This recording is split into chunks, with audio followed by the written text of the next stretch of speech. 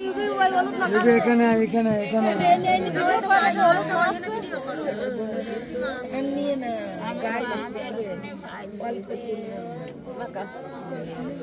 আর বকতেও না, আর কিছু বলবে না। ওরাতে হাই আজটি বলবে, অসুস্থ হলে আর বলবে না, কাউরে আর বলবে না, আর বলবে না, আর বলবে না।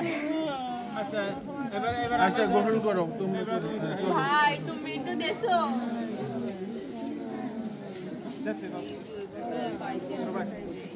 আচ্ছা এবারে গ্রহণ করো।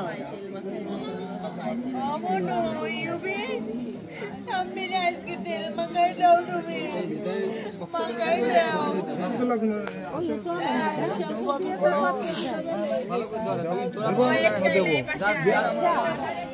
ঘুরাই দাও তো, ঘুরাই দাও, খালি আমি রামাবে না।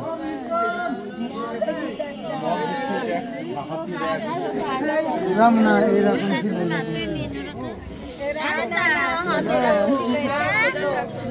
এই মিতু ওই ইউবিরে ইয়ে করিস।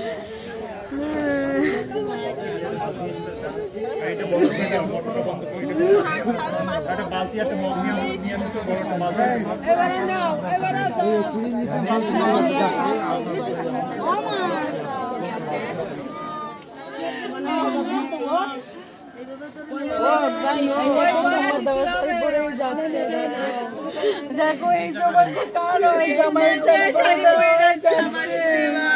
এই 2 বছর আগে দেওয়া, আজকে সে টোকেনটা খুললাম। আমার শাশুড়িটা পরে মনে হচ্ছে, কিন্তু দেখো আমার মা থাকতে পারে না।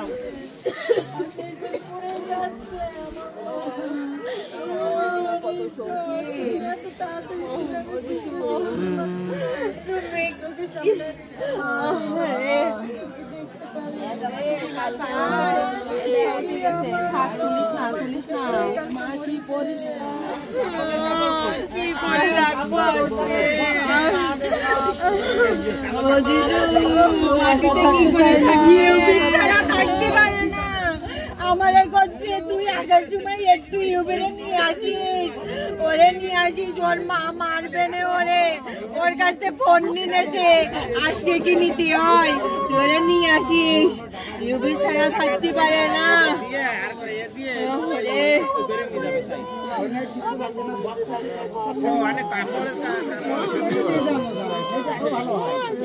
এখন বলিস কি শাড়ি সায়া ব্লাউজ পরা থাকবে।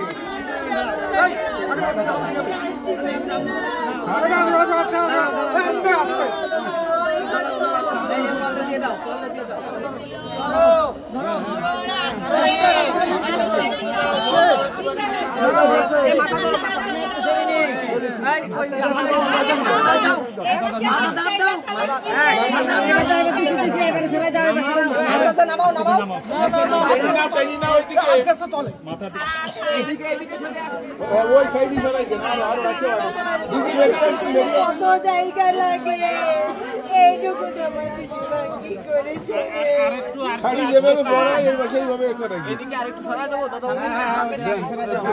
অল্প হাতটা সাইজ করে দাও। কত ভালোবাসো আমাদের, কত ভালোবাসো। আমি কি রান্না করবো?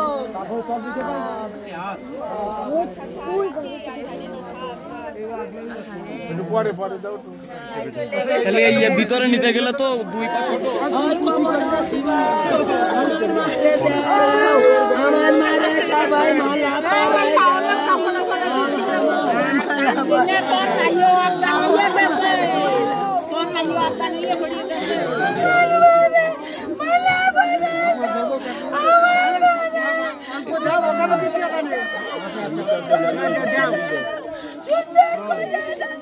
কি গিট দেবো?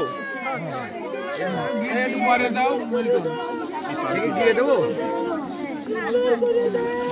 সুন্দর করে দাও, আমার মালা সুন্দর লাগবে।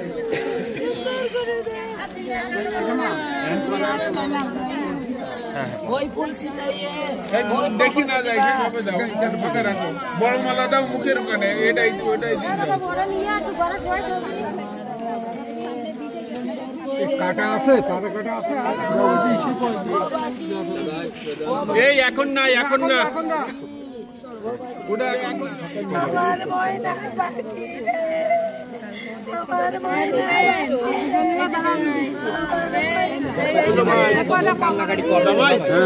দাও ছিটাই দাও মামা, ছিটাই দাও, ছিটাই দাও। একদিন শর্ট তুই এত তাড়াহুড়া কিসের রে? যা তো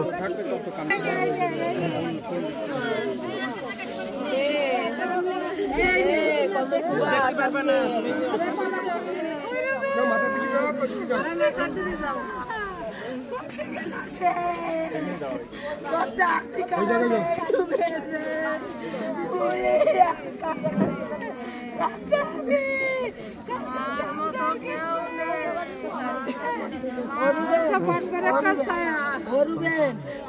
তোর ঠিকানা শেষ, আমাকে ঠিকানা নেই, আমাকে ঠিকানা শেষ, আমাকে ঠিকানা শেষ, ওমা ওমা আমাকে ঠিকানা কোনে পাবো, আমাকে ঠিকানা বলে দাও। রুবেন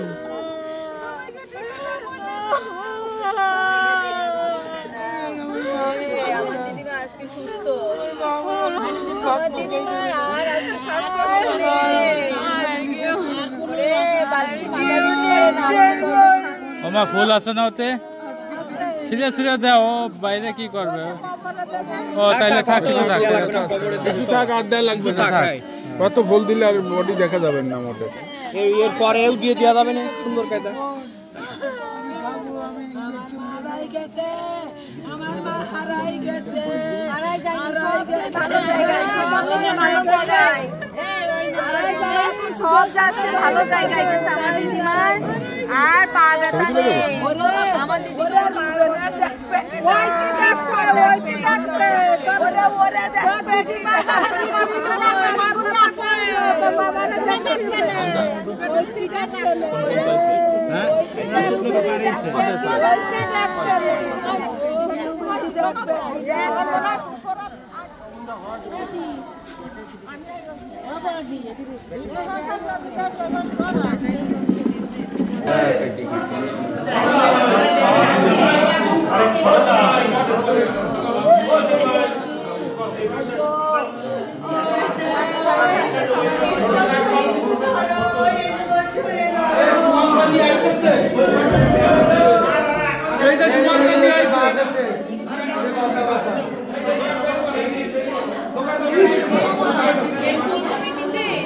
না দিচ্ছে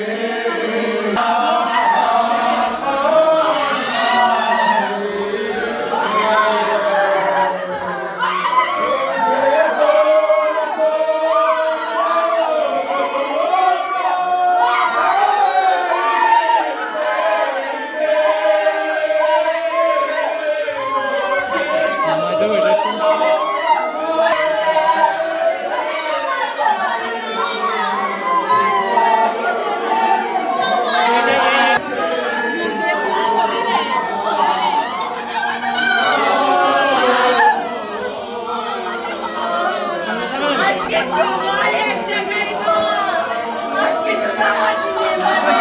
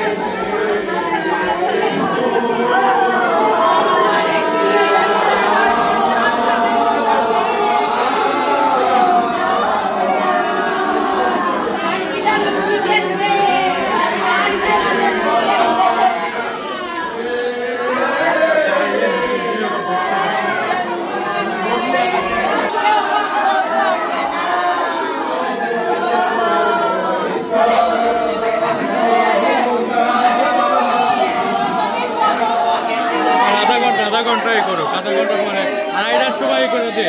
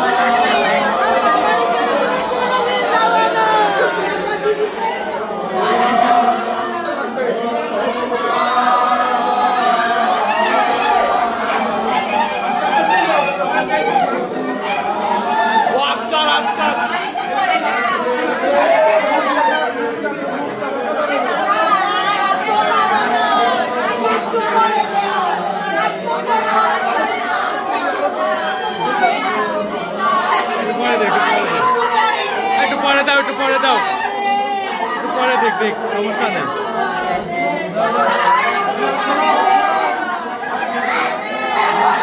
এ মামা ফুল কয়টা নিচ্ছে? এ ফুল কয়টা ব্যাট করতে হবে? ফুল কয়টা নিতে হবে? এ দাঁড়া, ফুল কয়টা ব্যাট করবে? ফুল ফুল ফুল ফুল ফুল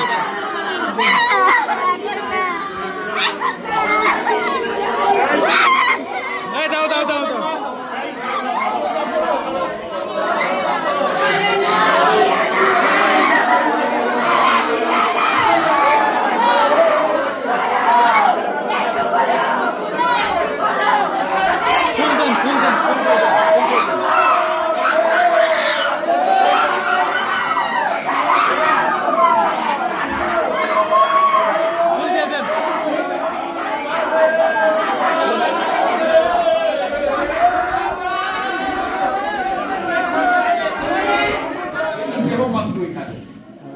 এখন তিনি পরম আনন্দে প্রবেশ করেছেন।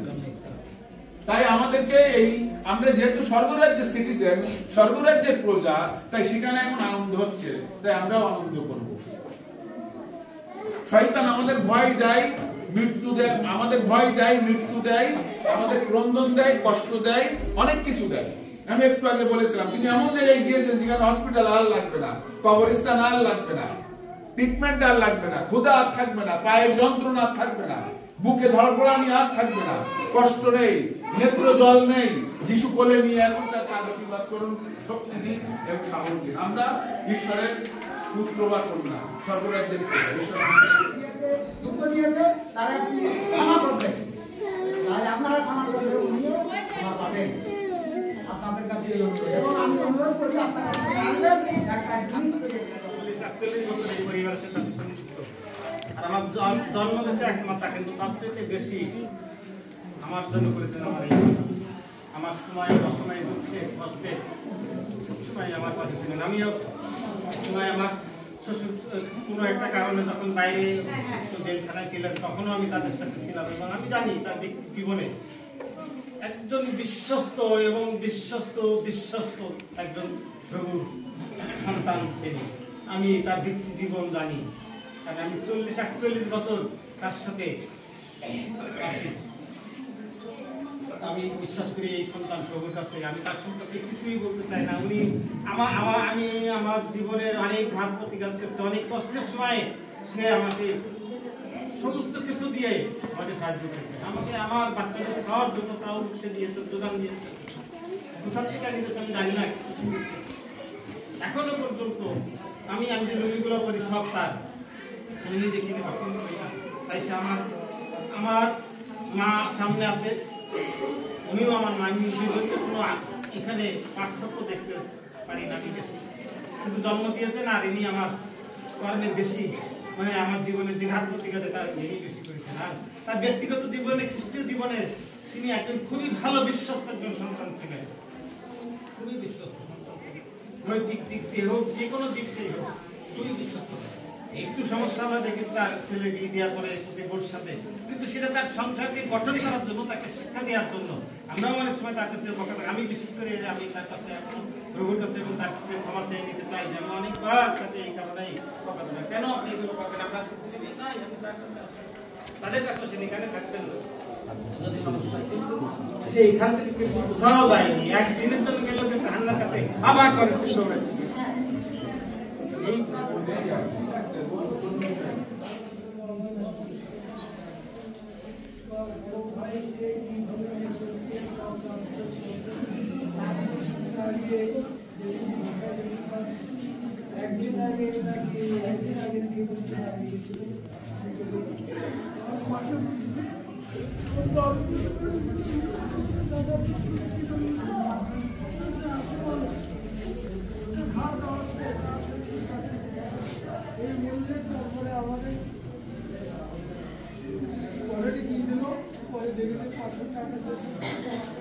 আর আমি বললাম যে একটা অপারেশন করতেছি, যে আমি টাকা দিয়ে যাচ্ছি, আমার অপারেশন হবে,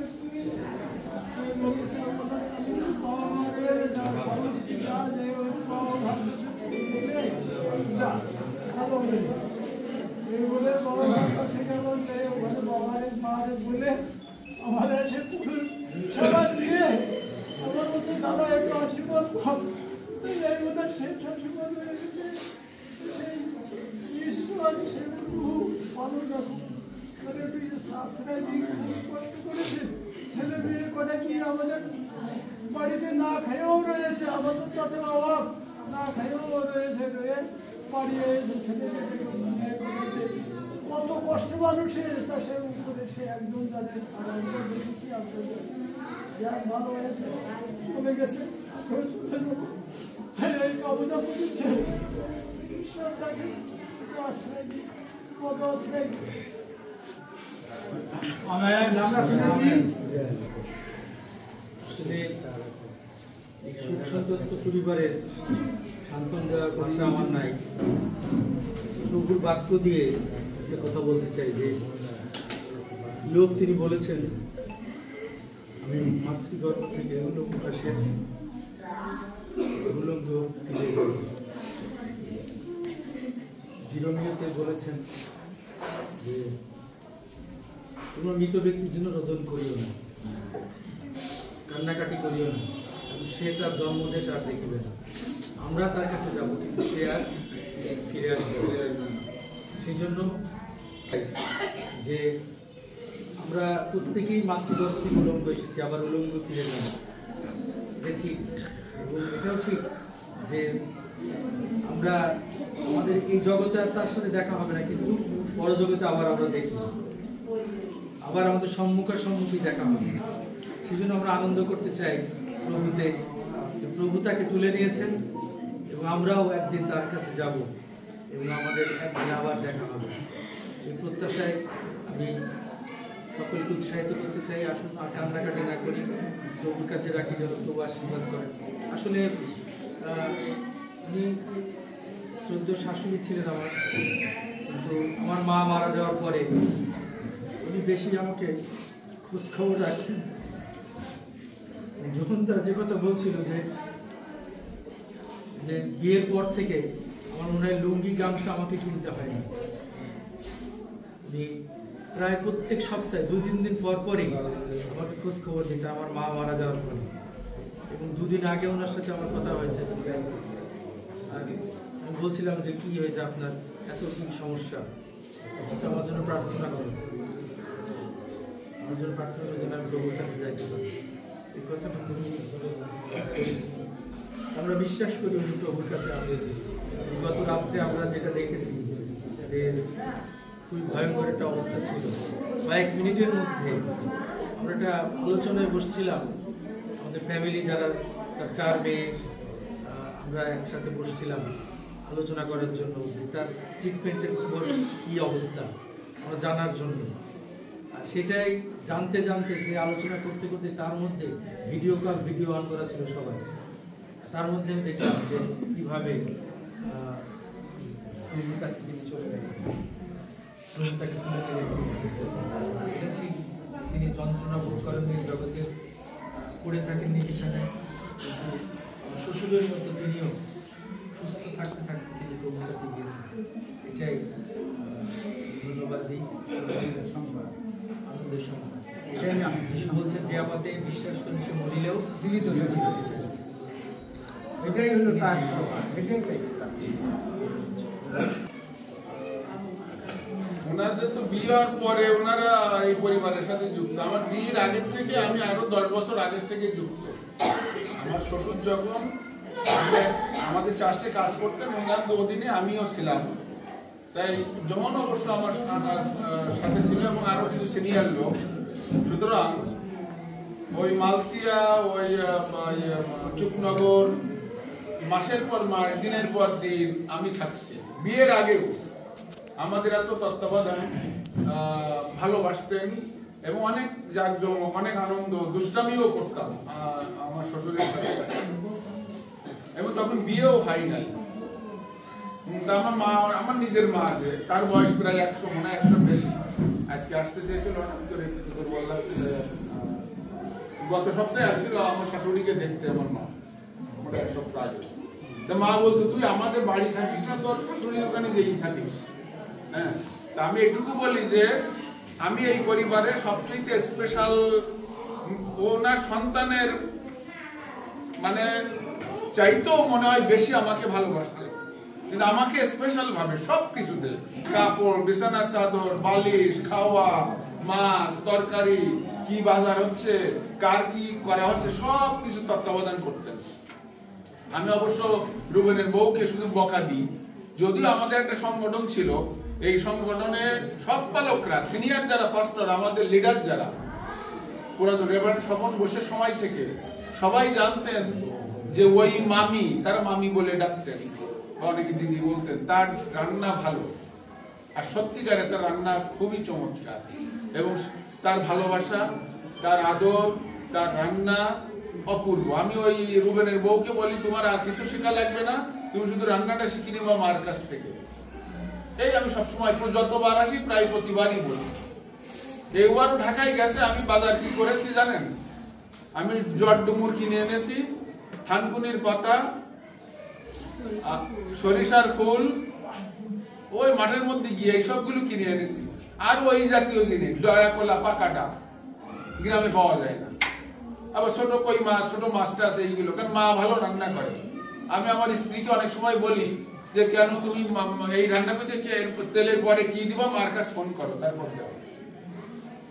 তো যাই হোক, আমি এত আদর ভালোবাসা পেয়েছি যা অকল্পনীয়, এবং আমি ঈশ্বরের কাছে কৃতজ্ঞ, ঈশ্বরকে ধন্যবাদ দেই এমন শ্বশুর শাশুড়ি পাওয়ার জন্য।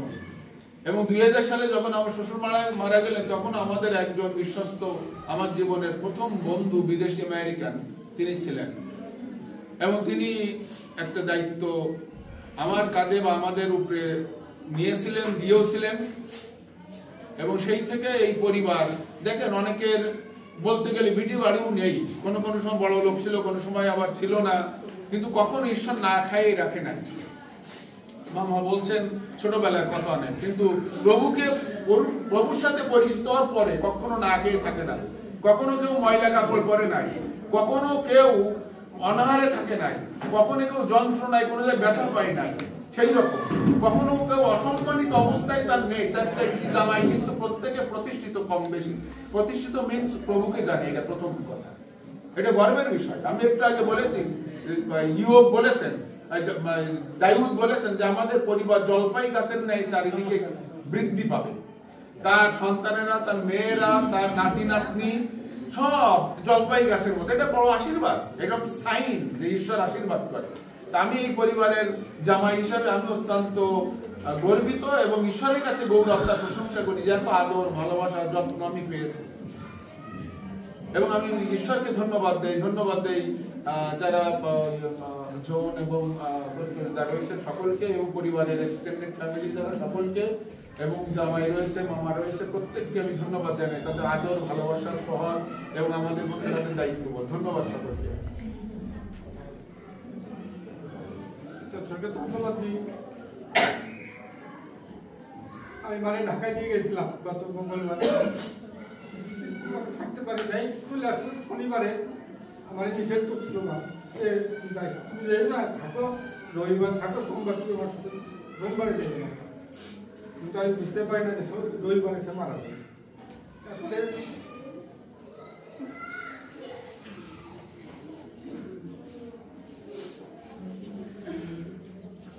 কখনো কোনো সমস্যা হলে আমাকে বলতে আমাকে কখনো নিজের সন্তানের মতো দেখতে সবসময়, প্রয়োজন বলে মারতে আসতো, গালিও দিত, কিন্তু খুব ভালোবাসতে পারতো।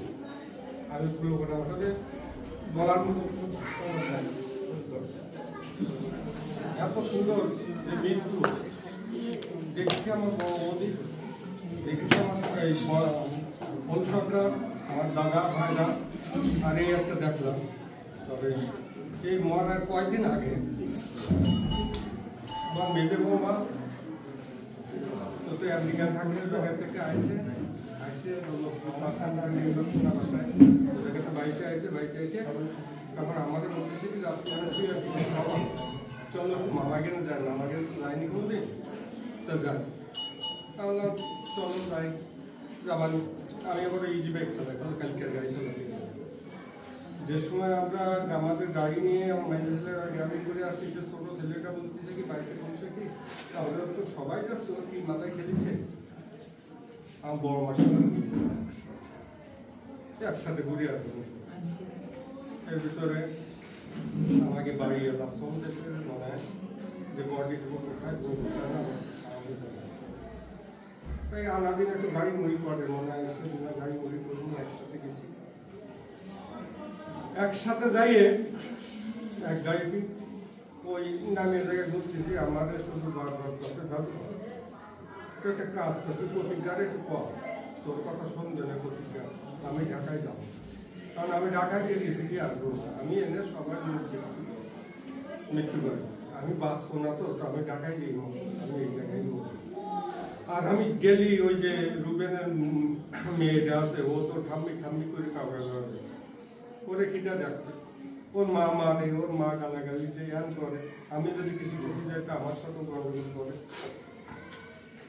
এই আমি তো প্রতিজ্ঞারে জানাইনি, এখন আমরা যে সময় খাওয়া করি সবার বাড়িতে গেছি, ওখানে আমার শালি মেজর শালির বাড়িতে গেছি, তো ওর ছেলেদের বাসায় ঘুরছি, ঘুরে টুরে আসছি, আসে আমার শ্বশুরবাড়ি এলাকা বইছি, আমার দাদা বড়দা সবাই উনি বড়, উনি চেয়ারের পরে বসে আছে, আমরা পাশে চেয়ারের পরে বসা, যে সাবাদ আছে কাছে কি বড়দা আমার তো ঢাকায় নিয়ে যাবে, আমি মনে হয় বাস তাই বলি বড় কথা না, আপনি যাওয়া ভালো হয়ে যাবে না, বসাকে মা আমাদের খবর আছে, বসেন সমাধি করে আমি শুনলাম এবারে বসানো শুনে কি রকম লাগতেছে যে এইরকম হঠাৎ ওই বয়সের সাথে সাথে আর আমার তো মাথায় হাত দিয়েছে হ্যাঁ আমার মানে ছোট ভাইয়ের মতো মানে সন্তান মতো ভালোবাসত সেইভাবে আসিস কেমনই করছে তুই একটু ফোন কর তোর কথা প্রতিজ্ঞা শুনবে না তোর বাপটা তোর নেই কেউ তোর মামার কথা তোর মামার সাথে বেশি ঠিক হয় না তুই একটু ফোন কর প্রতিজ্ঞার তোর কথাটা শোন তুই একটু প্রতিজ্ঞার কর প্রতিজ্ঞা আমার সাথে লাগিয়েছে খুব তা তুই একটু কর তা আমি কথা আমি করবো তখন সান্ত্বনা দেবে না আমার হচ্ছে কি ঢাকায় ভালো এই আমাদের সাথে মানে বর্ডার সাথে আমার সাথে শেষ কথা আসে ওটা ঢাকায় গেল আমি বাড়িতে থাকলাম বাড়িতে থাকলে আমার ওই ভিডিও টাচ মোবাইল আমি ব্যবহার করতে নাই বাড়ি আমরা প্রত্যেক দিন 8:30 থেকে 9টার ভিতরে আমরা প্রেয়ার করি আমরা দুজন বাড়িতে থাকি ছেলেটা তো দিনাজপুর থাকে মানুষটা থাকে ছোটটা ওরকম থাকে আর ওই একসাথে ভিডিও করে কালকে এরকম প্রেয়ার করতে দেখছি তারপরে আমাকে বাইরে বলছি কি আমার ওই জন্য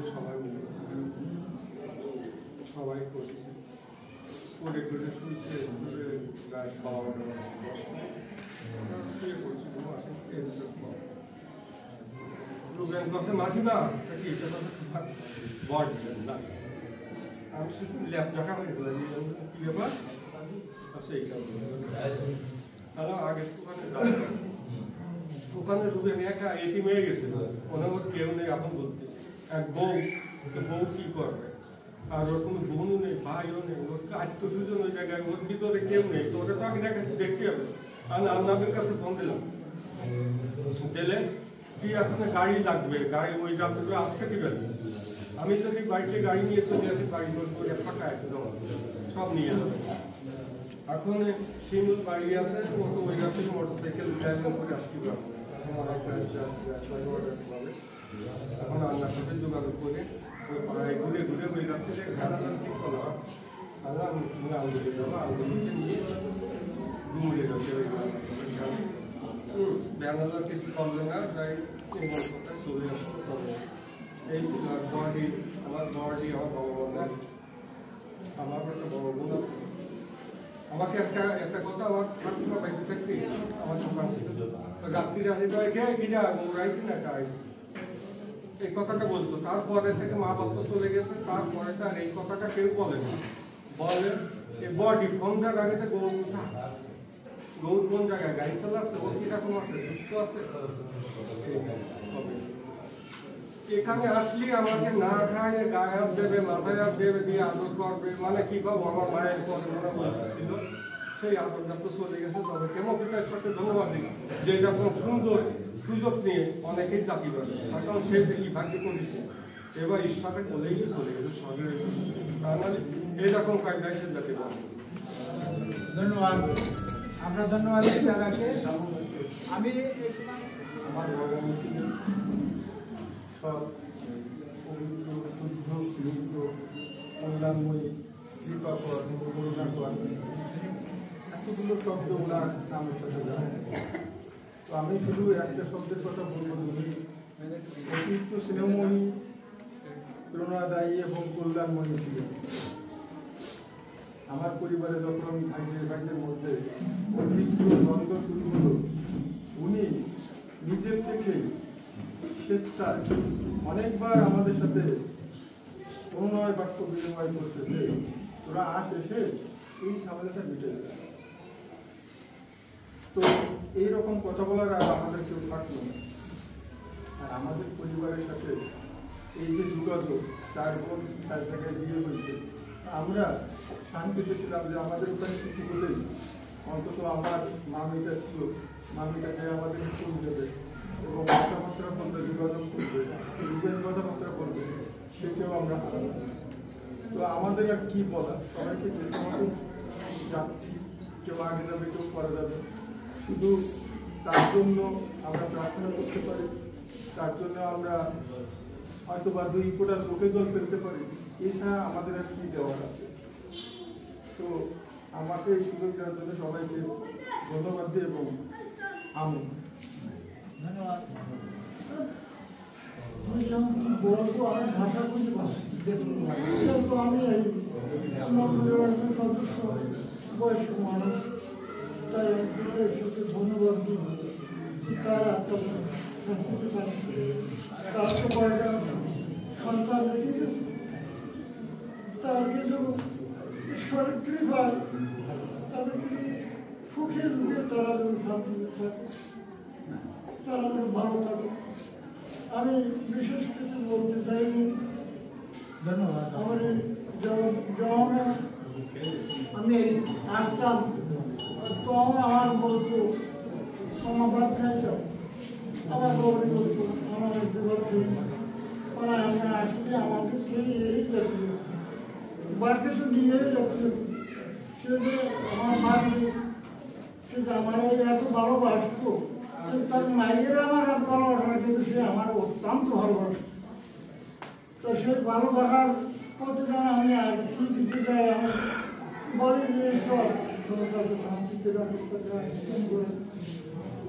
আমেন আমেন। বাইবেল হিন্দু উপদেশে বলা আছে ধার্মিকে বলার ভাষা নেই। আমি সৌভাগ্য করে আমার মাসিমা আমার মা, আপনারা জানেন যে আমি তার হাতে মানুষ, তার ছোটবেলা থেকে মানুষ করছে। কখনো তার সন্তানদের থেকে আমাকে আলাদা করে দিই। সবসময় বলছে যে আমার দুইটা ছেলে একটা মেয়ে, সবসময় বলতো যে তুই দুই ভাই এক জায়গায় থাকিস প্রত্যেকটা ক্ষেত্রে। শুধু এইভাবে বলতে চাই যে আমার বাবার যে সাথ সেটা পাই নাই, সেটা পাইছি আমি আমার মেশোর কাছ থেকে, বড় মেশোর কাছ থেকে মানুষ করতাম। এবং আমার হাতে আমার মেজ বোন এবং আমার হাতে আমার মেশো, আমার বাবা সে মারা গেছে আমার হাতে এইখানে, সেই সৌভাগ্য হয়েছে। এবং গতকালকে আমি গত ডিসেম্বরের 28 তারিখ এখানে আসছিল, 5 মিনিটের জন্য ছিল। আমার সঙ্গে ফরেনার বন্ধু ছিল, তার জন্য আমি কথা বলতে পারিনি। সে আমাকে জড়ায় ধরছে এবং আমার সমস্ত মুখে সমস্ত গায়ে চুমো দিছে, বলছে যে তুই ভালো থাকিস, কারণ অনেক ভালো কিছু হবে এবং আমি হয়তো বাঁচতে আমার জন্য প্রার্থনা করিস, এইটুকু কথা বলছে। আমি জানি না যে ঢাকায় গেছে। গতকালকে যখন শুনছি আমি পাগলের মধ্যে হয়েছি। আমি সেক্টরের ভিতরে আমাদের সমস্ত গেট আটকানো থাকে, আমি হেঁটে হেঁটে দৌড়াই গেছি। আমি মনে হয় যে যেখানে 10 মিনিটের যে রাস্তা সেখানে 5 মিনিটে গেছি, দৌড়াইছি। আমার সৌভাগ্য যে আমি যখন গেছি তখন সে জ্ঞান ছিল না, টেলিফোনও জ্ঞান ছিল না। আমার বোন প্রতীক্ষা বলছে যে তুই কাম দিয়ে দেখ যে মুখে শব্দ হচ্ছে কিনা। আমি চেষ্টা করছি কিন্তু শব্দ পাইনি। তখনও সে বেশি ছিল, যখন আমি এবং সুশীল ভাই উঠাইছি নিয়ে যাবো, সেই সময় তার দেহটা চলে গেছে, প্রাণটা চলে গেছে। এইটা আমার জন্য আশীর্বাদ যে আমি আর মা আমার হাতে আমার জন্য আশীর্বাদ। আমি আপনাদের কাছে অনুরোধ করব, আমার মাসি সে যদি কোনো অন্যায় ভুল বা কোনো কষ্ট পায় করজোর আপনারা ভুলে যাবেন, ক্ষমা করে দেবেন। আপনারা যারা প্রতিবেশী আছেন, আমার ভাই থাকবেন, তাকে অবশ্যই দেখবেন, তাকে আপনারা সেই মায়ের মমতা দেবেন, বাবার সে ভালোবাসা দেবেন, এইটুকু আমি অনুরোধ করবো। ধন্যবাদ। এবং কারণ আমি জানি, বিশ্বাস করি আমরা বিশ্বাস করি তিনি সঙ্গে গেছেন। এবং সবাইকে ধন্যবাদ দিই যে আজকে এই দিনে এসেছেন। আমার মা কিন্তু আমার মা আপনাদের অংশীদার।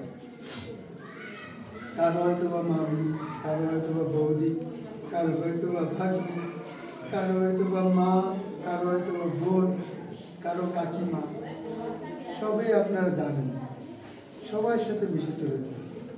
আমার থেকে বেশি আপনারা জানেন সে কেমন লোক ছিল। সে সবসময় মৃদু হাসি দিয়ে সবার সাথে কথা বলতো, রাস্তা দিয়ে কোনো অনাহারের কোনো লোক যেতে থাকলে তাকে ডেকে নিয়ে সে না খেয়েও তাকে ভাত দিত, সবার সাথে হাস্যোজ্জ্বলভাবে কথা বলত।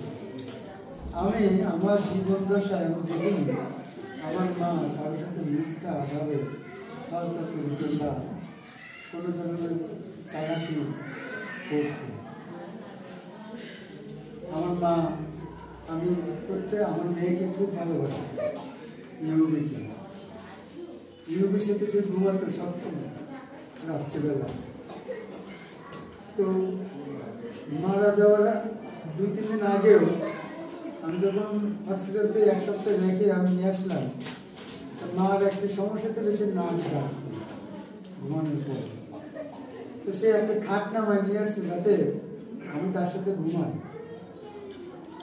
কিন্তু আমি ঘুমাইতে 2-3 দিন, কিন্তু এই যে শব্দ, আমি একদিন বললাম না আমি তোমার সাথে ঘুমাবো না, এই শব্দ করে আমার ডায়াবেটিস, আমার ভালো ঘুম না হলে আমি মোটরসাইকেল রেখে চালাই, আমার সমস্যা, আমি উপরে যেতে ঘুমাতে। ইউবিও কিন্তু ওই দিন আর মার সাথে ঘুমাইনি, সারা রাত মা কাঁদছে, সারা রাত। কারণ আমার জন্য না, আমার মেয়ের জন্য। আমি ভোরবেলা এসে দেখি মা দরজা খুলে বসে আছে। বলছি কি হয়েছে মা?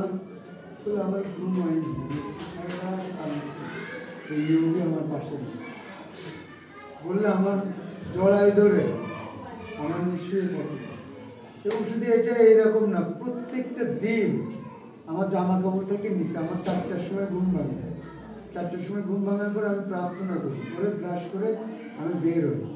এসে মার এখান থেকে প্যান্ট পরতে যাওয়ার সময় মা দরজায় ঘা দিলে, দরজা খুলে আগে আমার বুকের ভিতরে জড়াই দেবে, কম্বলের ভিতরে, এখন ঠান্ডা, কম্বলের ভিতরে জড়াই দেবে আমাকে, নিয়ে আমার মুখের এখানে মুখ দিয়ে 5-6 মিনিট জড়াই ধরে থাকে। কারণ আমাকে প্রচুর ভালোবাসে। আমার বোন জামাইরা তারা সবসময় বলে যে তুমি কেন আমাদের এখানে আসো না, কিন্তু আমার মা আমাকে ছেড়ে কখনো যেতে চায় না। আমার অনেক কষ্ট হয়, আমি তারপরেও আমার মায়ের জন্য ওষুধ কিনি। আর কেনার পরে মা বলে কি, আমি তো তোর মা, তুই আমার জন্য ছেলে কারোর জন্য করবি, কষ্টটা আমার জন্য করতে হবে। আমার অফিসের লোক অনেক সময় বলতে নিষেধ দিতে, বাইরে রান্না করে খাওয়া যাবে না। আমি তাদেরকে তো অনুরোধ করছি যে আমার মা সারাদিনে একবার ভাত খায়, তো পেটা আমার মায়ের জন্য একটু তরকারি রান্না করে খাবে। আমি অনুরোধ করে তাদেরকে একটু অনুমতি দিচ্ছি। সে একবার স্প্রে এত পেলে ভাত খায়, দুপুরবেলা অল্প একটু তরকারি, সকালে খায় না, রাত্রিবেলা খায় না। এই খাওয়ার ভিতরেও যদি আমাদের রাস্তার সামনে দিয়ে হেঁটে যায় পচা পাগল কিংবা আরো অনেক গুরুদার তুললো, ওই সেই অংশটুকুর থেকেও সে আবার ভাগ করে বলবে যে না এইটুকু খাবার আছে। আমি বেশি কিছু বলতে চাই না, আপনারাই ব্যবহার করতেন, আমার মায়ের সাথে থেকেছেন, কথা বলেছেন, আমার থেকে আপনারা বেশি ভালো থাকবেন। আমি আপনাদের কাছে অনুরোধ করবো, আজকে হয়তো আমরা শোকে আমরা কান্নাকাটি করছি, কিন্তু আমরা জানি যে আমাদের ভিত্তি কোথায়। আমরা জানি, আমরা নিশ্চিত যে আমাদের প্রভু আমাদের জন্য সে বাটি প্রস্তুত করেছে। তা আজকে আমার সে মা, সে যেতে চাইছিল না, আমাকে বারবার বলতে যে রুবেল তুই আমাকে ঢাকায় পাঠাই। কিন্তু আমার বোন যখন ফোন করলো যে না তোমাকে সার্জারি করতে হবে, ডাক্তার দেখাতে হবে, রাগ করতে লাগলো, তখন আমিও বললাম যে না আমি তোমাকে টিকিট কেটে দেয়, তুমি যাও ডাক্তার দেখে। কিন্তু আমার মার একটা চাওয়া ছিল যে সেই ইউবিকে নিয়ে যাবে, কিন্তু সে পারে। আপনারা সবাই প্রার্থনা করবেন সেই সন্তানকে। আমরা বিশ্বাস করি যে মৃত লোকের জন্য আমরা প্রার্থনা করবো না, কিন্তু তার গুণের জন্য আমরা গুণান্বিত হতে পারি এবং আমরা যেন সেভাবে চলতে পারি, সে আদর্শে প্রার্থনা করবেন। আমরা ধন্যবাদ দেই আমি রুবেনকে। কারণ যেহেতু একজন মানুষ মারা গেছে, আমরা তার সম্পর্কে এখানে স্মৃতিচারণ করছি। আমি খুব সংক্ষেপে একটা কথা বলবো। আমরা সবাই জানি যে আপনি সম্বন্ধটা খুবই দূরের আমার কাছে মনে হয়, এবং অনেকেই আমরা যারা এডুকেটেড পার্সন আর তুমিটা একটু কাছে, আর তুইটা এত আন্তরিক যেটা মনে করেন ভাষায় প্রকাশ করা যায় না। আসলে পারিবারিক জীবনে অনেকেরই, আমরা প্রত্যেকেই এখানে যারা আছি আমরা অস্বীকার করতে পারবো না, টুকিটাকে খুঁটিনাটি বিষয় নিয়ে ছোটখাটো বিষয় আবার সলিউশন হয়ে যায়। পরিবারের সাথে মাঝে মাঝে মনে করেন যে যিনি চলে গেছেন এবং আমার আরো যারা টুকটাকভাবে একটু খুঁটিনাটি বিষয় সত্যি মনে হতো। আমাকে একটা কথা আমি শুধু বলতো, বাবা তুই তোর বোনটাকে একটু বলিস যে আমার যে মেয়েগুলো আছে বুঝলেন না। আর আমি যতদূর জানি, যত সময় মাঝে মাঝে মোবাইলে কথা বলতাম, এই সময় এদিকে আয়, এদিকে আয়, যে একটা মেয়ের যে ভাবটা এই আপন না হলে এটা কখনোই সম্ভব না। আরেকটা বিষয় হচ্ছে, যখন আমি দূরের থেকে মাঝে মধ্যে আসতাম আমাকে বলতো, বাবা তোমার ঘর আছে, বলে যাও গামছা দিত, দেওয়ার পরে হাত মুখ ধুয়ে প্রথম কথাই হচ্ছে যে তুমি খেতে বসো। কেন দূরের থেকে আসতাম, আসলে খুব আদর করে ছেলের মতো করে খাওয়াতো আমার। তার মধ্যে আসলে আমি খুবই মানে শোনার পরে আমার খুবই কষ্ট লাগে।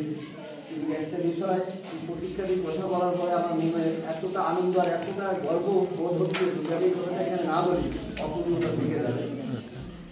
তো আমাদের চিন্তা বাড়িয়ে বলেন, তাই বললাম তুমি তোমার বধূরে বাড়ি রাখলে আমরা তো একবারে গেলাম, তুমি কি আমার বন্ধু আসবে না? বললো বাবা যাবো, প্রতীক্ষা যদি আমেরিকা চলে যাবে আমি তো খুব বেশি ভাববো না। আমার মেয়েরা যদি আমেরিকায় চলে যায় সে তো আমার কোনোদিন দেখতে যাবে না। কথাটা শুনে খুব কষ্ট লাগলো। আমি এই পরিবারের জন্য শান্তনু শুধু একটু কথা বলতে চাচ্ছি, হয়তো সময় একটু বেশি হয়ে যাচ্ছে। আমরা অনেকে ইন্টারনেট ব্যবহার করি, 4G 3G অনেকেই অনেক ক্ষেত্রে ঈশ্বরের সাথে যে নেটওয়ার্কটা আছে সেই নেটওয়ার্কটা যদি প্রতীক্ষার মাধ্যমে না হতো, কিছুতেই কালকে ভিডিও কলে কনফারেন্সের মাধ্যমে কথা হতো না। আরেকটা কথা বলি, সেটা হচ্ছে আমরা দক্ষিণাঞ্চলে থাকি, সুন্দরবনের কাছাকাছি। এটা সত্য কথা, আমাদের এক আত্মীয় জঙ্গলে গেছিলেন নদীতে মাছ শিকার করতে। 3-4টা লোক ছিল, বাঘে এমন ভাবে থাবা বসায় সে লাশটা নিয়ে গেছে, সে লাশটা আজ এই পরিবারের যারা আছে তারা ভিডিও কলে এসে কথা বলেছে, আমার ভাগ্যের সাথে কথা বলেছে। আজকে এই পরিবারের প্রতি ঈশ্বরের একটা আশীর্বাদ না থাকলে আমরা কেউই মনে করেন এই জায়গায় এই আপন কাজ আমরা সুসম্পূর্ণ আমাদের একদিন চলে যেতে হবে। আমার বোনের অনেক দূর যেতে হতে পারে। আমি এই মুহূর্তে সবার করে বলবো, মেয়ের বাবা নেই, মা নেই, তারা সাত বোনায় আছে এবং বোনেরা আছে। আপনারা মানে গুণাই দেখবেন, আগলে রাখবেন, ভুল ত্রুটি আমাদের মধ্যে ক্ষমা করবেন। এবং আমার বোনেরও অনেক ন্যায় অন্যায় আছে, যে মানুষটা চলে গেছে তার সম্পর্কে কিছু বলতে চাই না, শুধু তার কাছে তার ক্ষমা প্রার্থনা করি। এবং তিনি মঙ্গলময়, তার এক বিন্দু পাপ থাকতে জগৎ থেকে তিনি নেননি, সম্পূর্ণ পাপ ক্ষমা করে তার কাছে নিছে। আমরা এটা বিশ্বাস করি এবং স্বর্গবাসী আমরা তার জন্য আনন্দ মনে ধন্যবাদ দেব এবং সান্ত্বনা খুঁজে দেব যে ঈশ্বর অবশ্যই তাকে স্বর্গবাসী করেছে। ভুল যদি ক্ষমা করবেন এবং আমার পরিবারের প্রতি যদি আপনাদেরও কারো কোনো কষ্ট থাকে আমাদের পরিবারের প্রতি ক্ষমা করবেন এবং তার প্রতি কোনো তার পরিবারের প্রতিও কোনো আমাদের আক্ষেপ কষ্ট দুঃখ নাই। ঈশ্বর তাকে ক্ষমা করেছেন এবং তাকে স্বর্গবাসী করেছেন। ধন্যবাদ। কোনো তুলনা নেই। আমার মা ছিল সবসময় সরকারকে ভালোবাসত, গায়ে না গায়ে টাকা পয়সা নিয়ে সাহায্য করত, আর সবাইকেও ভালোবাসত, নাতি নাতনিকেও ভালোবাসত। কিন্তু যে যন্ত্রণা ছিল ধন্যবাদ ঈশ্বরের, সেই যন্ত্রণাতে মুক্তি করে তার গলায় ইসলাম দিয়েছে। ধন্যবাদ শুধু প্রার্থনা চাই,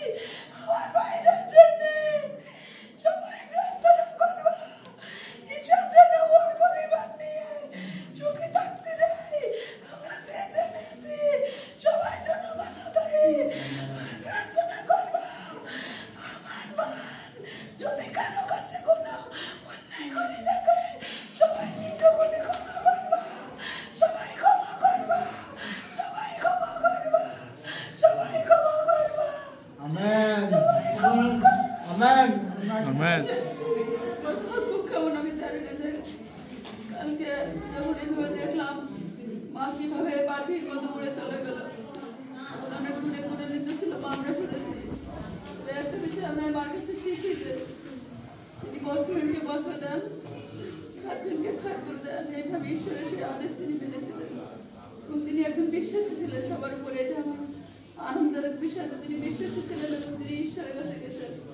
আর আমি অনেক কষ্ট করার দূর থেকে আসছি, মাকে আমি সেইভাবে আমার আর বোনেরা ছিল তারা সেভাবে দেখে জব নিতে পারছে, কিন্তু আমি পারিনি। আমি এমন হতভাগী মেয়ে, মাকে পারিনি। মাকে আমাকে ক্ষমা করে দিও, তোমার প্রতি যে কষ্ট আমার ছিল আমি তোমাকে মানে দূরে থাকি। গত শুক্রবার আমার সাথে কথা হয়েছে, মা বলছে মারে কেউ খোঁজ নেবার নাই, আমি চলে গেলে আর কেউ তোমার খোঁজ নেবে না, কিছু হলেই মা আমাকে ফোন দেবে। কেন মা তুই কেমন আছিস, তোর কেউ খোঁজ নেয় না মা। আরে আমার মা সে আমাদের সবসময় 2-3 দিন হয়ে গেলে এসে খোঁজ নিত, খবর নিত। আসলে সেটা আদর্শ মা ছিল। এই মায়ের মতো মা পাওয়া অনেকের ভাগ্যের ব্যাপার। আমরা সে মায়ের দায়িত্ব আমি হয়তো পালন করতে পারিনি, আমি দূরে থাকি। আর সবাই সেই মায়ের হয়ে ক্ষমা চায়। মা যদি কারোর কাছে কোনো অপরাধ করে থাকে তা আপনারা ক্ষমা করে দিয়ে, আমার মাকে সবাই ক্ষমা করে দিয়ে।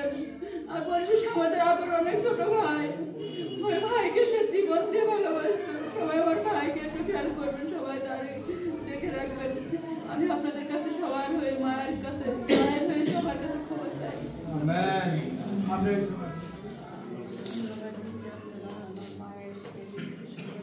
আমরাও জানি না যে কেন কিভাবে এত লোক কিভাবে আসলে এখানে, এটা প্রথম গৌরবের জন্য এসেছে। আমার মা সবাই এখানে বলছিল যে ঢাকাতে যেতে চাই না, কিন্তু আমার মাকে আমি নিয়ে গিয়েছিলাম বা সুযোগের পরে রাজি হয়েছিল। আসলে আমার মায়ের 1 বছর আগে একটা অপারেশন করার কথা ছিল, কিন্তু সে যেতেই চায় না, রোগের থেকে। কিন্তু তার অবস্থা আরো বেশি খারাপ হচ্ছিল। আমি চেষ্টা করছিলাম যে মা এত কষ্ট পায় একজন একটা ভালো চিকিৎসা। আর আমার কাছে সে মা গত মঙ্গলবার গিয়েছিল, আর বুধবার আমি ডাক্তার দেখাইছি, বৃহস্পতিবার কিছু রিপোর্ট তার 72 ঘন্টা সময় নাই বা 72 ঘন্টায় ছিল গতকাল দিলাম। তাহলে সেখানে একটা মারাত্মক কল্পনাও করা যায় না সেটা।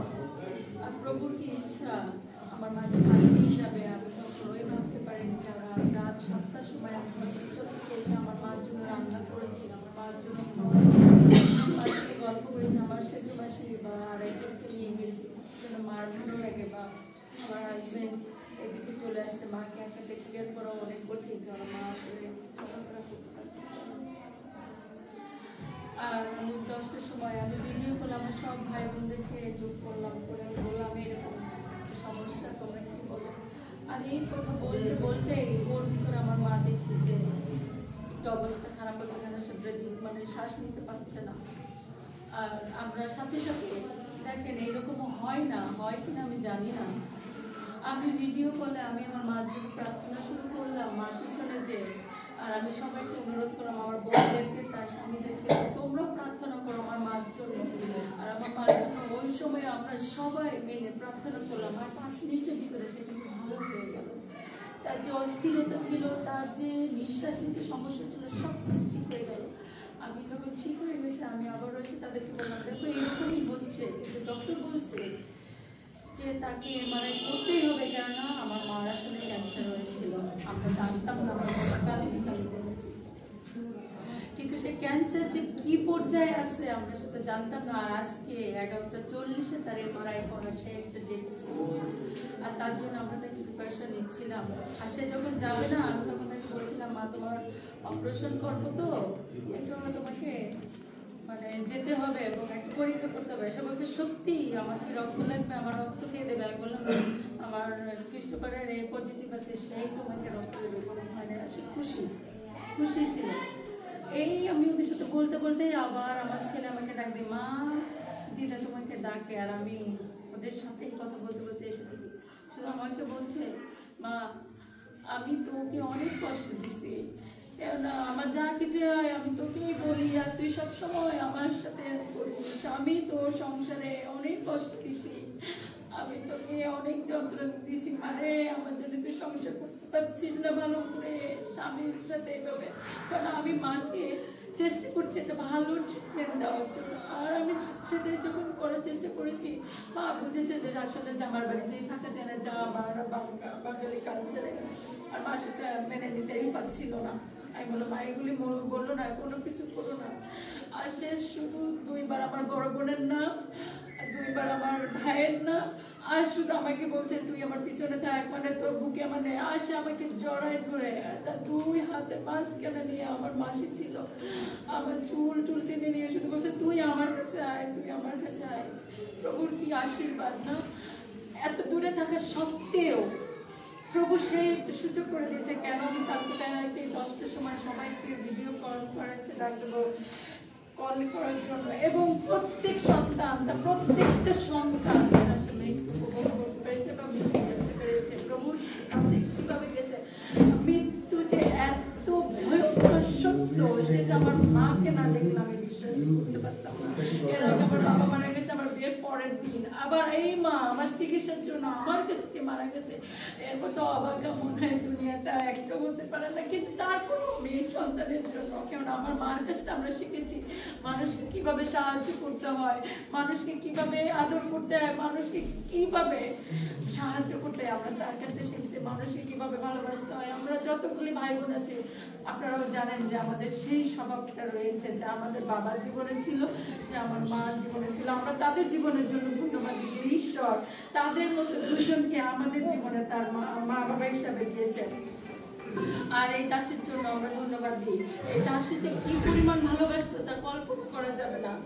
আমার মনে আছে সুভাষ কথা একবার যখন সে হার্টে তার সমস্যা হলো, সেই সময় সে কাঁদছে, বলছে এ তোর বাবার বন্ধু ছিল, এ তোর বাবার বন্ধু ছিল, এর জন্য প্রার্থনা করছি। না, আমি কিন্তু জানতাম না যে সুভাষ হার্টের কোনো সমস্যা ছিল, আমি আমার মার মধ্যে জানছি। তাহলে চিন্তা করেন আমার মা হয়তো অসহ্য সহ্য করতে পারতেন না, অনেক সময় বকাঝকা করেছে। আমি বিশেষভাবে দেখেন আপনারা বিভিন্ন গ্রাম থেকে আসছেন, বিভিন্ন জায়গা থেকে আসছেন, আমরা জানি না কিভাবে আপনাদের কাছে সংবাদ পৌঁছেছে। আমি ধন্যবাদ দিই যে আপনারা আমার মায়ের সে মৃত্যু দিনে আপনারা এসেছেন, সে শান্তিতে প্রভুর কাছে নিদ্রিত হয়েছে। আমরা বিশ্বাস করি তিনি প্রভুর কাছে আছেন, কেননা বাইবেলে বলে যদি আমি জীবিত থাকি তবে আমি প্রভুর জন্য জীবিত থাকি, যদি মারা যাই তাও প্রভুর জন্য, আর আমি বাঁচি বা মরি আমরা প্রভুরে। তাই আমরা সেই প্রভুরে, এই কারণে আমি আপনাদের কাছে সে প্রার্থনা চাই বা মানে প্রার্থনা বা একটা কথা বলি যে আমার মা যদি কখনো কোনো সময় আপনাদেরকে কোনো রকম আঘাত দিয়ে থাকে, কষ্ট দিয়ে থাকে, কথা দ্বারা হোক, কাজে দ্বারা হোক, তাহলে অবশ্যই আপনারা নিজ মনে ক্ষমা করবেন। আর একটা ঘোষণা আমি রুবেন এবং আমাদের ভাই বোনের পক্ষ থেকে বলছি, আমার মা যদি কারোর কাছ থেকে কোনো কিছু নিয়ে থাকে আপনারা অবশ্যই আমাকে বা আমার ভাই বোনদেরকে জানাবেন, বিশেষভাবে রুবেনকে বা যদি আমার মা কারোর কাছ থেকে কোনো কিছু নিয়ে থাকে দয়া করে আমাদেরকে জানাবেন। আর যদি আজকে দিনে পরে না জানেন তো দয়া করে আমার মা হয়ে আমরা ক্ষমা চেয়ে নিচ্ছি যদি আর এই কথা কখনো কোনোদিন আপনারা ভুলেও উচ্চারণ করবেন না। আর আপনারা এই পরিবারের সাথে একই সাথে সম্মিলিত হয়েছে এবং আমাদের সুখে সুখান্বিত হয়েছে, কিন্তু আমরা আনন্দিত যে আমার মা আপনাদেরকে নির্মিত হয়েছে এবং সেই আনন্দের সাথে আমরা আপনাদেরকেও ধন্যবাদ জানাই।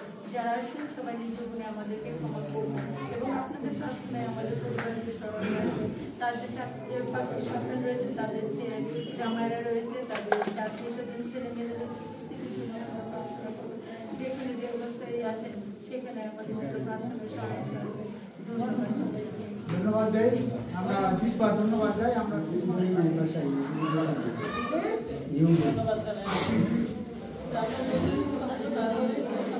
সুন্দর মরণ করছে আমি বিশ্বাস করি সে প্রভুর কাছে আছে, এই জন্য আসলে আনন্দিত। কারণ আমার মা কত ভালো মা ছিল, প্রত্যেক সন্তানের প্রতি তার যে ভালোবাসা সেটা কমতি ছিল না।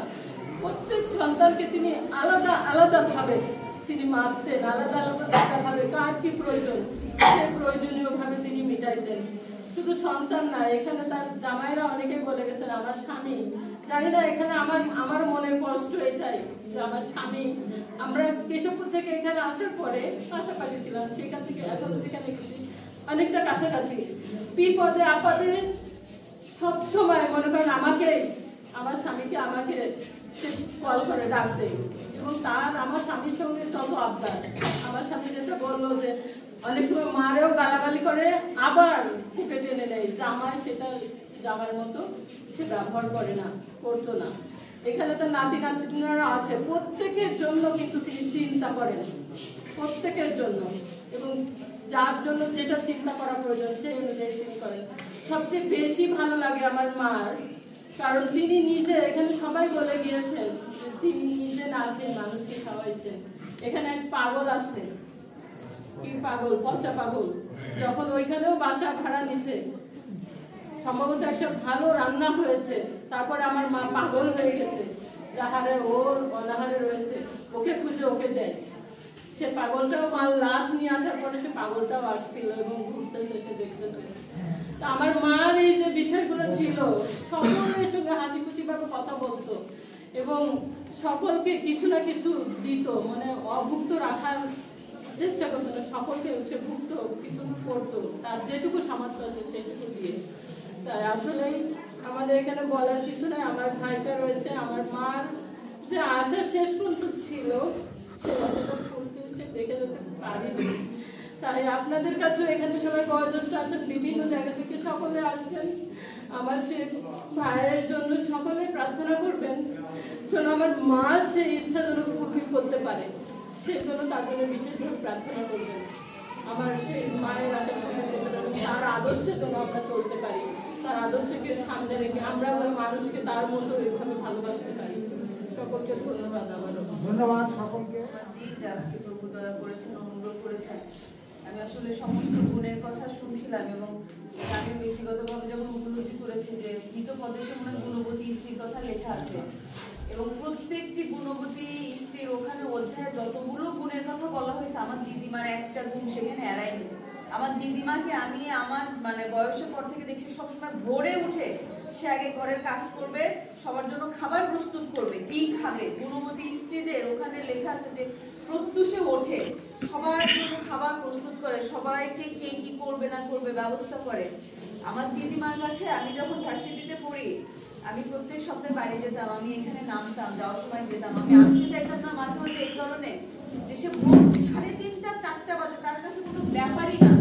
ওই সময় উঠে প্রত্যেকটা দিন আমার জন্য রান্না করবে, আমাকে খাবার দিবে। তার মানে অনেক সময় বলতাম, ও দিদিমা তুমি এরকম করো কেন, আমার ভালো লাগে না, তুমি কষ্ট করো। ওরে দাদু করে খাওয়া লাগবে না, খাওয়া লাগবে না। আর প্রত্যেকের জন্য আমাদের বাড়িও গেছে, সে কাপড় কাচা হোক, ঘর মানে যেটাই হোক, গুণবতী স্ত্রীর যে লক্ষণ যে সবার আগে উঠে সবার জন্য ব্যবস্থা করা, সবার আয়ের বা সমস্ত কিছু, এই জিনিস আমার দিদিমার ছিল।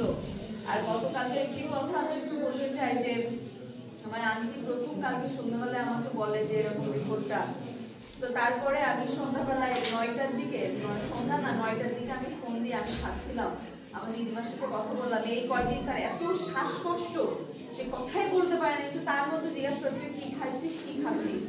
এবং একটি কথা যখন সে আমাকে বললো যে এরকম তোর আন্টি আসছে রিপোর্ট নিয়ে, আমার সব কিছু ভালো, আমার হার্ট ভালো, আমার ফুসফুস ভালো, আমি ঈশ্বরের, এই কথাটা খুব ভালোভাবে বলছে যে আমি ঈশ্বরের ধন্যবাদ করি যে আমি ভাবছিলাম, আমার ভয় ছিল আমার জরায়ুতে মনে হয় টিউমার হয়েছে, না হয় ক্যান্সার ছিল, আমার ভয় ছিল, কিন্তু আমি ঈশ্বরের ধন্যবাদ করি যে আমার জরায়ুতে কোনো ক্যান্সারও হয়নি, আমার জরায়ুতে কোনো টিউমারও হয়নি। আমি দিদিমাকে কিছুক্ষণ চুপ থেকে বললাম, হ্যাঁ দিদিমা ভাই আমার অ্যাজমার সমস্যা শুধু, এটা ঠিক হয়ে যাবে। আমি হ্যাঁ দিদিমা, সব ঈশ্বর ঠিক করে দিবে। আমি পরে খাইতে খাইতে ওই সময় কাঁদছিলাম আর ঈশ্বরকে বলছিলাম, ঈশ্বর এত সরল বিশ্বাসে যে তোমাকে বিশ্বাস করলো, যে ঈশ্বর তোমাকে ধন্যবাদ যে আমার কিছু হয়নি, এই বিশ্বাসকে তুমি গ্রহণ করো।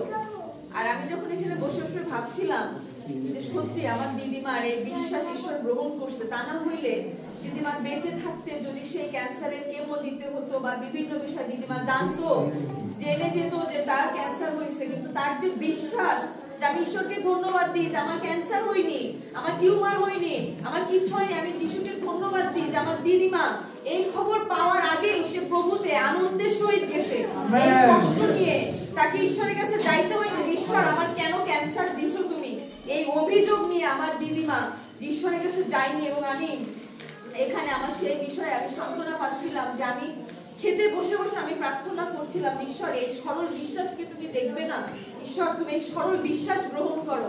আর ঈশ্বরকে ধন্যবাদ দিই, ঈশ্বর সেই সরল বিশ্বাস গ্রহণ করেছে। আমার দিদিমাকে ভুগতে হয়নি। আমি শুধু ভাবছিলাম এই বৃদ্ধ বয়সে যদি কেমো দিতে হয় কত কঠিন। আমার দিদিমার একদিনও ভোগা জ্বালা পোড়া কিছু করতে হয়নি। ঈশ্বরকে ধন্যবাদ দিই যে আমার দিদিমার সরল বিশ্বাস ঈশ্বর গ্রহণ করছে, আমার দিদিমার কিচ্ছু হয়নি। আমার দিদিমা সম্পূর্ণ সুস্থতায় আমার প্রভাবটা থেকেছে। এই জন্য ধন্যবাদ দিই। প্রার্থনা করবেন পরিবারের জন্য যেন প্রভু আমাদের সান্ত্বনা দেন এবং তার যে আদর্শ সেটা যেন আমরা ধরে রাখতে পারি পরিবারগত ভাবে।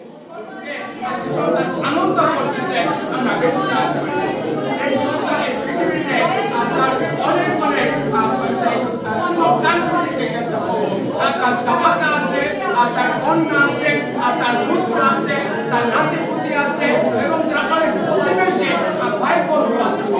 সকলকে আশীর্বাদ সকলে সকর্তব্য এবং সকলকে এই দুঃখ এই কষ্ট এই বেদনা ভুগতে পারে এবং সবাইকে করে ফিরে আসতে পারে সেই প্রার্থনা আর প্রিয় বন্ধুকে আজকে সাজিয়েছে আর সেই জানে আর কত কষ্ট প্রার্থনা করবো আমাদের সকলকে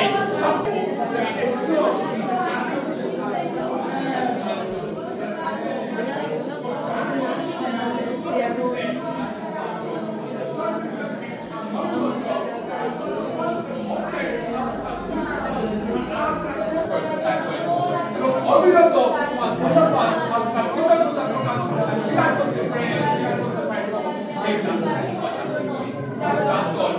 সর্বশেষ আমাদেরকে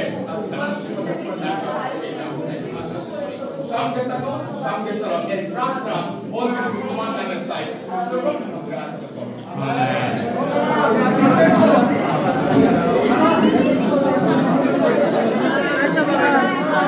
আনন্দ করতেছে তাই না?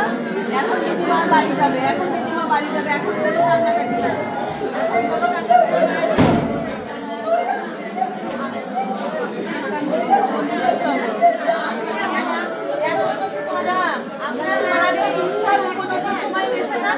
আরো ভুগলে কষ্ট পাইতেন না, খুশি হইতেন না, হইতেন না।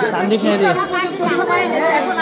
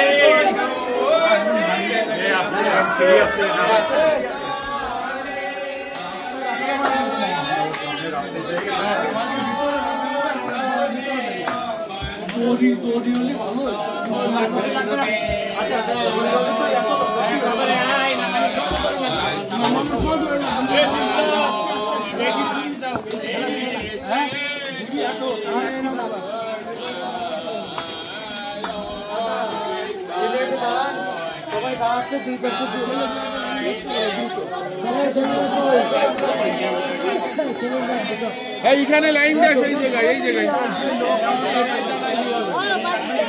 ওই ছেলেকে ডাক দে মসি তাড়াতাড়ি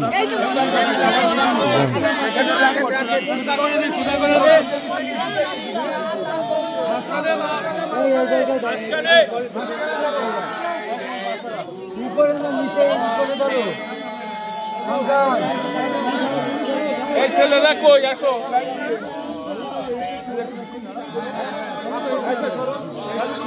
এই বাচ্চাগুলো দেখবে হোস্টেলের বাচ্চারা কই কেউ কাছে না কেউ কাছে না ওই পাশটা একটু পাশটা দাঁড়াইতে যাও যাও ওই মাথায় চলে যাও একদিকে যাও একদিকে যাও ছেলেরা এখন ছেলেরা যাবে হোস্টেলের বাচ্চাদের ওইটা পরে দিয়ে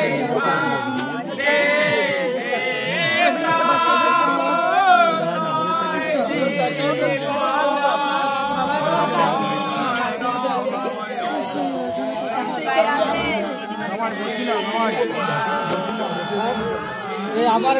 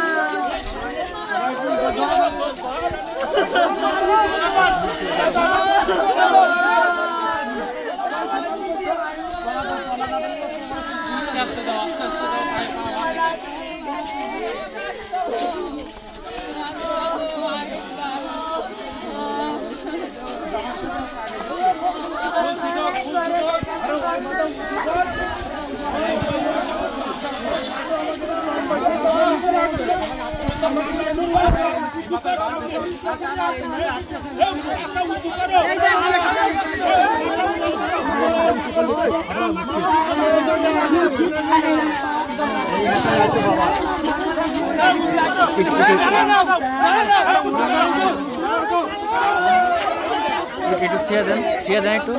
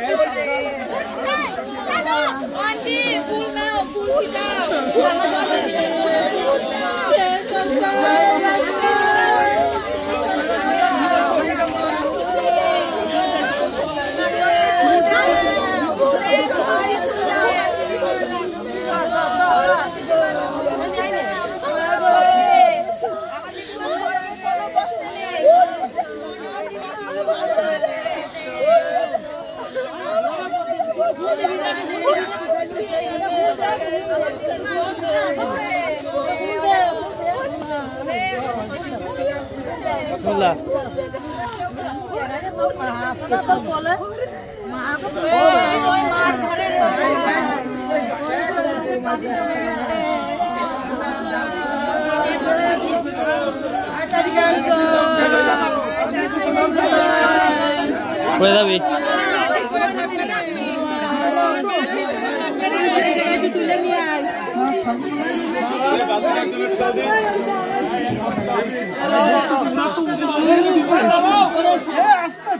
ঘরের মধ্যে আগে চলে যাবো।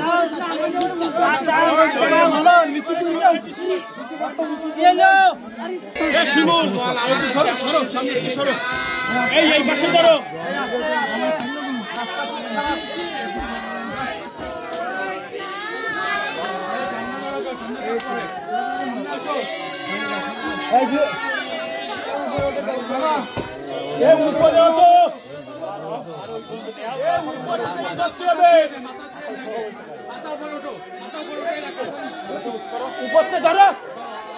সবাই ধরো। না উঠে যাক, উঠে না যাবে না তো। অনেক নিচু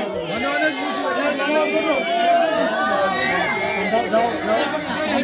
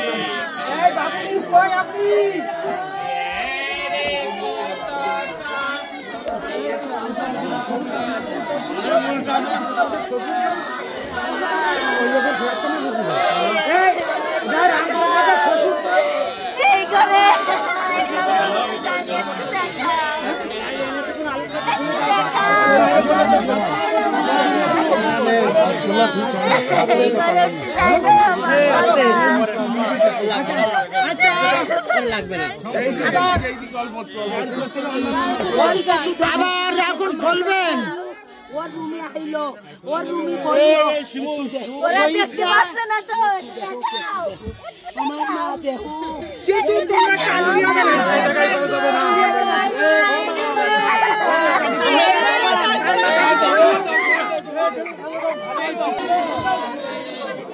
এখান থেকে নামা এই পাশে এবারে উঠো আরে এখান থেকে নামা শুরু হবে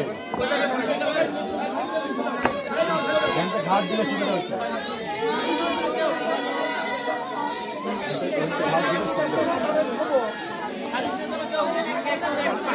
এই নিচে কয়জন নামো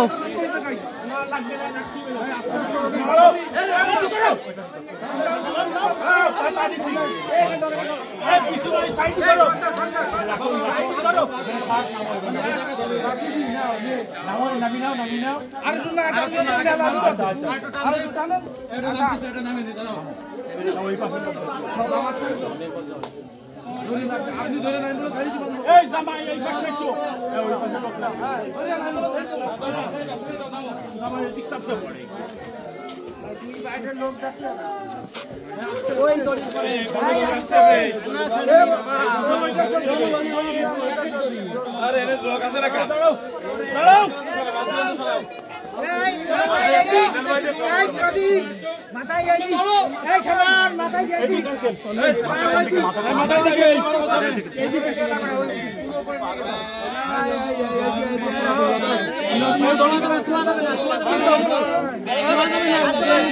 কেন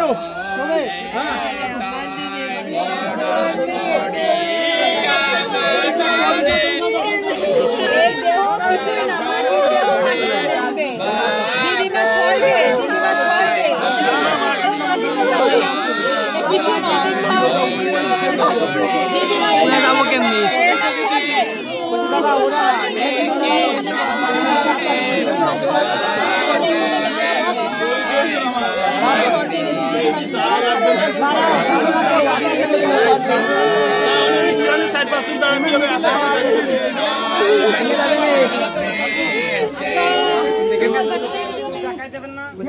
আচ্ছা প্রার্থনা করো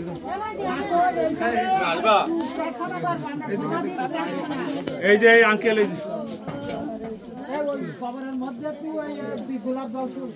এই যে আঙ্কেল প্রার্থনা করতেছে আচ্ছা আপনারা কি চান এখানে কি ওই আমরা ডাকসু উপর থেকে আইডি মিশি দেবো না মিশিয়েই আবার দেখবেন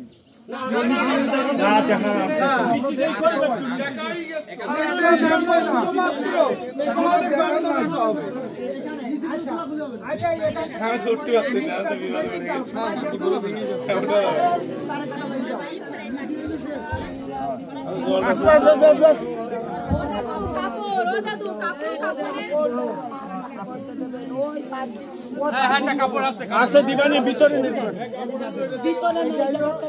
ওই কাপড় কই এ বিপ্লব ওইটি উঁচু করো আরে কাপড় কই উঁচু করতে দাও তুমি দাও ওরে জামাই তুমি ওইভাবে এই সরে কাজ করতে পারছো না বেন করতে না পড়ে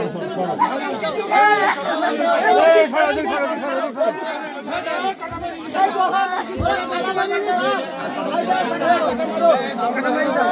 ঠাকুরে থাকে কেন আসো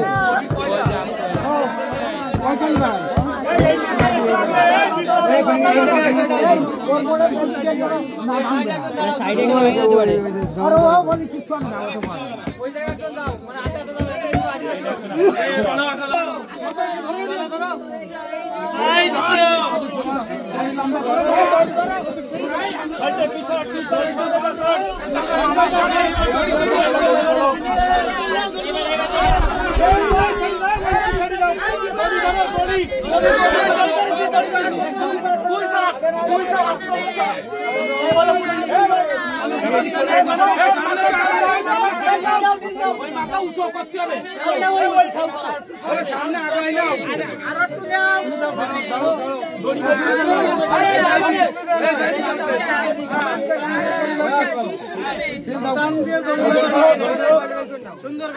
আমরা সবাই নিরাময় আমরা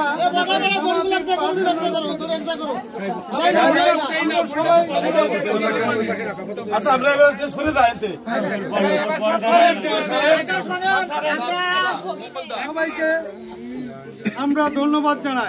এই যে উপাসনালয় যে ব্যক্তি তৈরি করছে, নির্মাণ করছে এবং যে পরিচালনা করে তা ওনাকেও আমরা ধন্যবাদ জানাই। পিতাই অসীম দায়িত্ব একটি দিয়েছে, সে বহন করছে। আজ এই বৃদ্ধ দাসী পিতা ঈশ্বরের ডাকে সে আজকে এই পৃথিবী ত্যাগ করেছে। তবে আমার জন্ম যখন হয়েছে, মৃত্যুর স্বাদ অবশ্যই আমাদের গ্রহণ করতে হবে। তাই আমাদের পথ প্রস্তুত করার জন্য পিতা ঈশ্বর প্রভু যিশুকে দিয়েছিলেন। তিনি পুরুষের প্রাণ ত্যাগ করেছিলেন আর বলেছিল, হে জেরুজালেমের নারীগণ, আমার জন্য কেঁদো না, তোমার সন্তানদের জন্য, তোমার পাপের জন্য কাঁদো। তাই আজ আমাদের পথ প্রস্তুত করার জন্য প্রভু যীশু খ্রিস্ট এই পৃথিবী ত্যাগ করেছিলেন। আজ এই বৃদ্ধ নারী আমাদের পথ প্রস্তুত করার জন্য এই পৃথিবী ত্যাগ করেছেন। এই পৃথিবী থাকাকালীন যদি উনি কারোর কাছে কোনো অন্যায়, কোনো চলাফেরার মধ্য দিয়ে অপরাধ করে থাকে, আমরা এই আত্মীয় স্বজনের পক্ষ থেকে আমি নিজেই আপনাদের কাছে ক্ষমা চাচ্ছি। আপনারা দয়া করে ক্ষমা করে দেবেন। এবং সেই সঙ্গে উনি এই পৃথিবীতে অনেক গুণীজন, আত্মীয় স্বজন, শোকার্ত পরিবারকে রেখে গেছেন। তাদেরকে আমরা কাউকে সান্ত্বনা দেওয়ার ক্ষমতা রাখি না। পিতা ঈশ্বর স্বর্গীয় হস্তকারী বাড়িয়ে সকলকে যেন সান্ত্বনা দেন এবং সকলকে এই পৃথিবীতে চলার মতন শক্তি দান করেন এবং যেন তাকে ভুলে না যান। আসুন আমরা সকলে ধুলের তৈরি, ধুলের মানুষ, ধুলোতেই আমরা নিবিষ্ট হই এবং ঈশ্বরের চরণে যাই। আমেন। আমেন।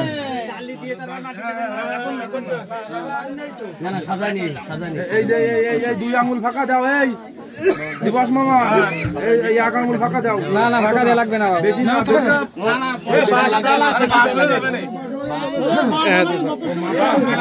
তাহলে ঠিক আছে, দিয়ে দাও।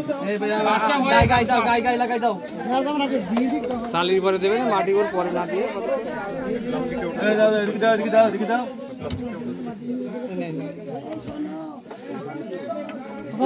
ছোট দিয়ে একটা দাও এই জায়গায়। ছোট বাস আছে, ছোট বাস আছে, মাথা দাও দিয়ে বাসা মাথা না দিয়ে নাও দি ও কাদা সাজালে সেকন্ড বাস আছে, সব মুড়া করে দিয়ে না, সব মুড়া করে দিয়ে না। এই জায়গায় এই ফাঁকা করে দাও আর মাঝখানে ছোট ছোট ঢুকাই দিয়ে নে। এই জায়গাটা একটু নামা দিছে, মাটি দিছে, মাটি দিছে কেউ না দিছে, অল্প স্বল্প দিছে। আর চালের উপরে মাটি দিব,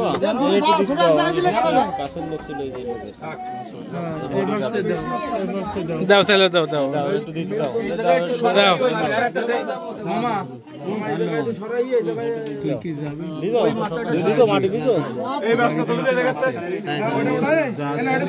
দিয়ে দাও দিয়ে দাও দাও, এই মাথায় একটা দিয়ে দাও, এই মাথায়, এই মাথায় আরেকটা দিয়ে দাও, অনেক দেরি হবে।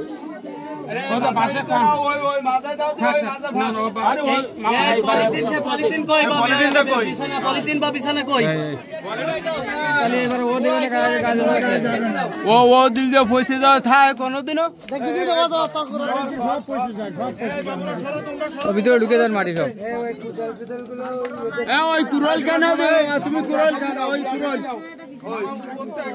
আগে গুলো আঠেছি না, এটা সাইড দাও, সাইড মিলন দাও, এদিকে আছে না। এবার সে আমার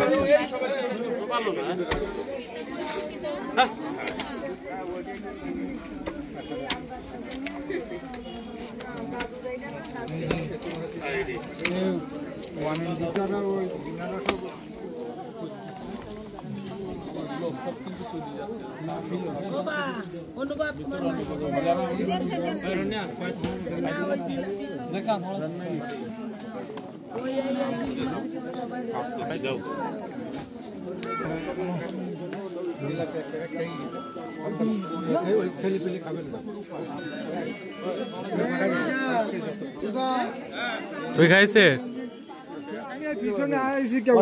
কলেজের পিছনে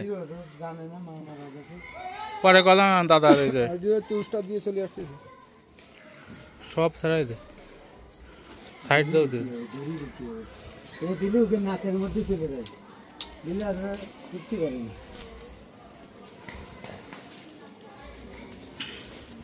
এই সময় তুই দে দিন সারাদিন করে তুই দে আর কাজ দে তুই সর আরে না তারপরে এসে কফিন লাগাই দে লাইন দিয়ে দেবেন একটু জ্বলবে পিছনে দিয়ে দে ভালো করে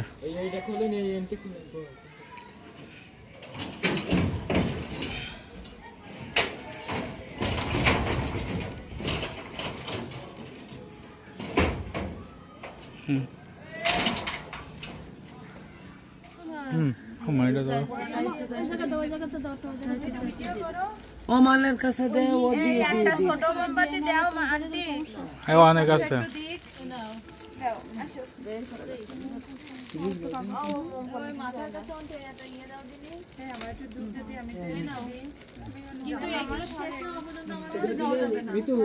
না না এই জায়গা দাঁড়ায় থাকতে হবে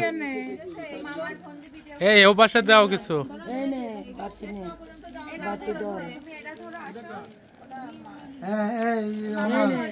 ওইগুলো এই পাশটা বুঝতে দিন এই কর্নার একটা দে এই বুসু একটা বাতি দে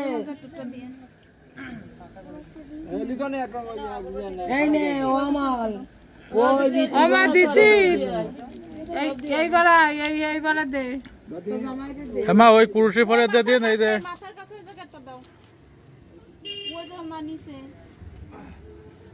এই মাথার ঘরে দিতে আই না নাও কুরুশে দিলে কিছু ওইখানে আরেকটা দে ওইখানে আরেকটা মোমবাতি দে কুরুশির পরে এই নিচে দে ওই হান্তটা নিচে না এই যে ওইটা মা ওইদিকে দে এগুলো এদিকে আগুনটা কোন দিক দিস না থাক হ্যাঁ এদিকে থাক তাহলে যে ওই কুরুশে ওইদিকে দাও এই গুলোতে দাও লাভ করে দে একদম বরফের মতো ঠান্ডা ছিল না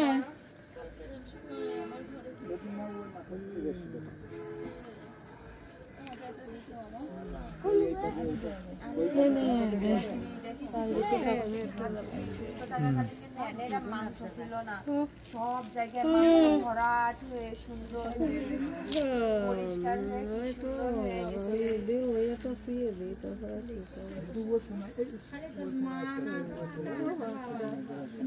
ও ভাই তো ঘন ঘন করে জানো সাইড দে কভার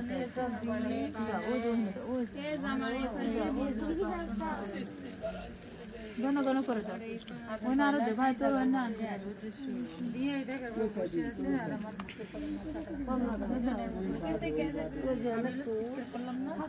তুমি দিয়ে দাও এলি তো নোট